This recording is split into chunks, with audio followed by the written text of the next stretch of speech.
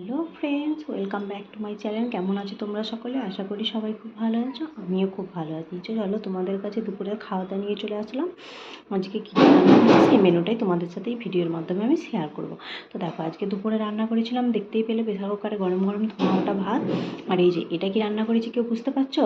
দেখো, এটা হচ্ছে সর্ষে বেটেছিলাম, সাদা সর্ষে বাটা দিয়ে, আর করলা আলু চচ্চড়ি করেছিলাম। তো এই তরকারিটা তোমাদের কার কার ভালো লাগে অবশ্যই জানাবে। আমার কিন্তু তিতা খেতে খুবই ভালো লাগে, এই তরকারিটা আমার খুবই পছন্দের তরকারি।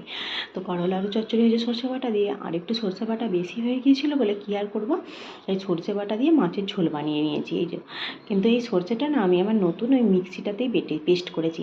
তোমাদের সাথে ভিডিওটা শেয়ার করা হয়নি, অবশ্যই খুব তাড়াতাড়ি শেয়ার করার চেষ্টা করব।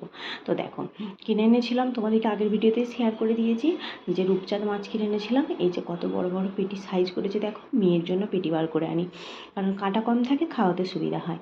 তো এই রান্নাবান্না ছিল, আর ছিল এখানে মাছ ভাজা।